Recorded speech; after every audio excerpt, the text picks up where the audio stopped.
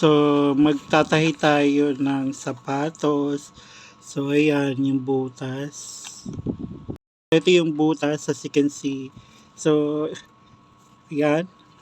And this is, ito yung material ko. So, sinulid. So, medium size to. And then, syempre, yung ating karayo. So, binili ko lang siya sa Lazada under my choice. So, ito, gagamitin natin siya. And then, syempre, yung tawag dito, asaan. Kasi, kailangan nating matulis yung ating karayo. So, let's start. Tanggalin natin to. And then, mag-umpisa tayo dito sa gitna. And, tutusok tayo dito. So, and, pag natutusok natin, kunin natin ito sinulid tapos ipasok natin sa loob. So, ayan. Tapos, hilahin natin dito.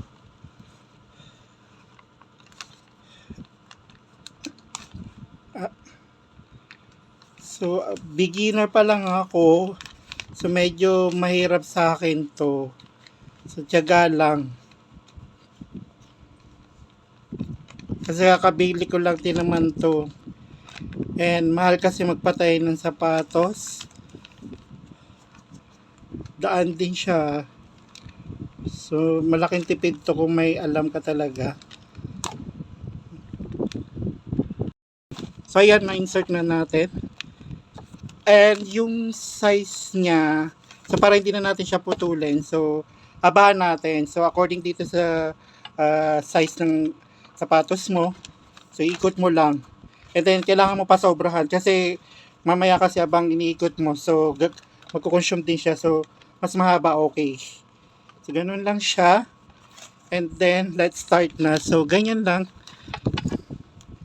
And start natin dito. So butasan natin dito. So, dapat yung space mo ay medyo malayo.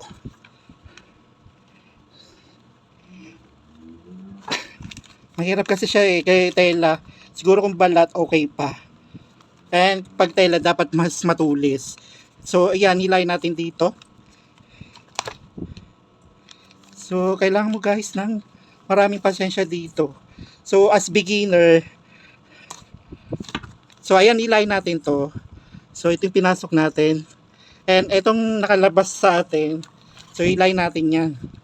Okay? So, pagkahila, so higpitan natin para ma-lock siya. So, ganyan, hila dito sa loob and then hila dito sa labas. Okay?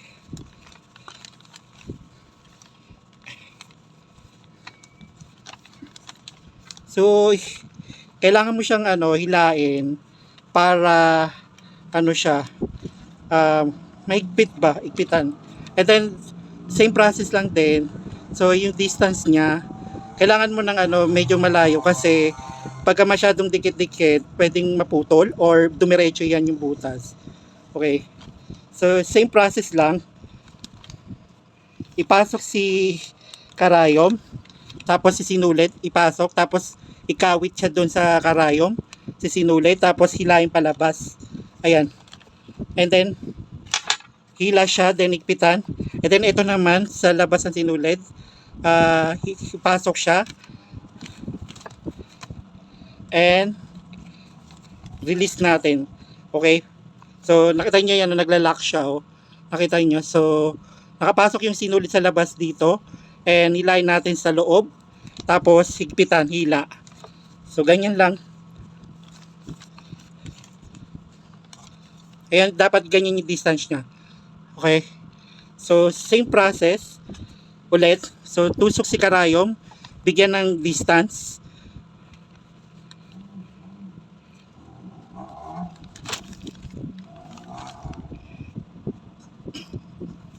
Tapos, sa loob, ikawit yung sinulit sa may and then hila.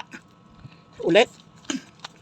And, hila, tapos ipasok si sinulid and ilalak na natin siya. So, ganyan lang yung process niya. Okay. So, makikita nyo itong sobra niya.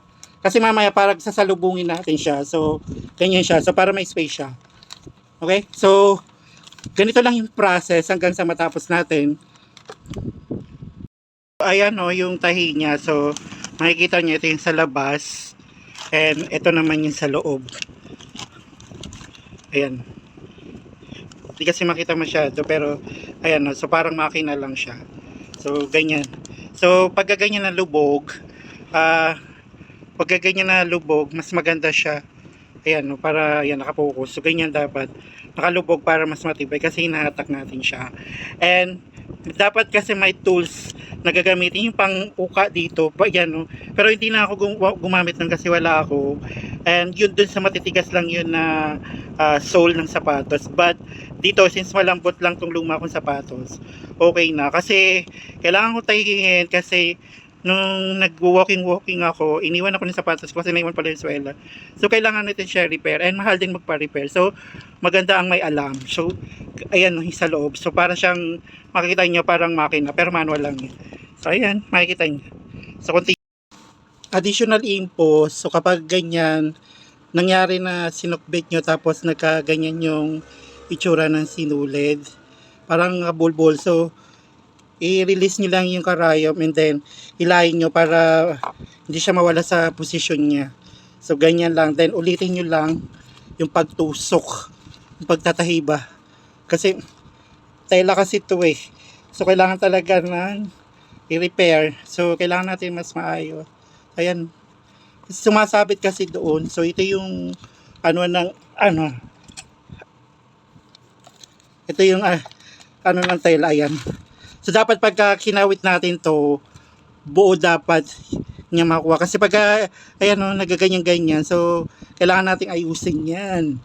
Okay? So yun ang iwasan natin sa pagtatahi ng sapatos. Okay guys? So back to normal na tayo. Okay, nasa last part na tayo. So ayan o, isa na lang and then i-close natin. So same process. Tutusukin natin siya and then ikawit yung karayom ay sinulid pala and then ilain. So yung butas na yan, so ano natin siya, ilalak natin siya dito. Okay, so para ka lang din nagtatahi ng damit. Okay, so gagawin natin, iikot natin na 3 beses. 1 2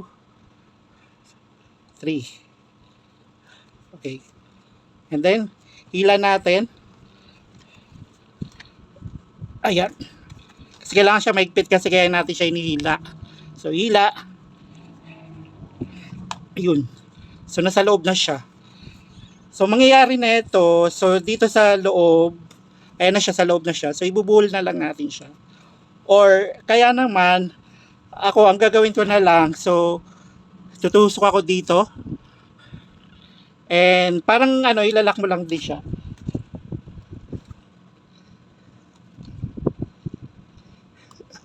And then, kunin natin yung excess. Ito. And ilayin natin palabas.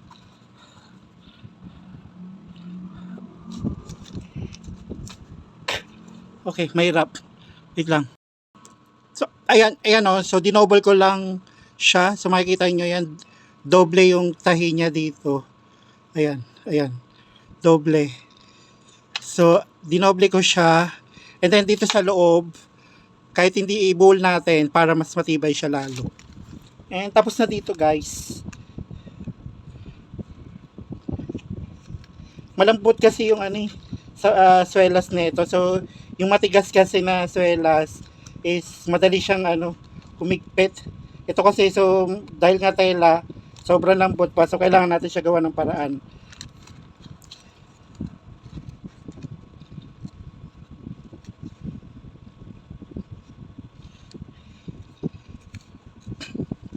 And tapos na tayo, putulin na natin yung sinulid.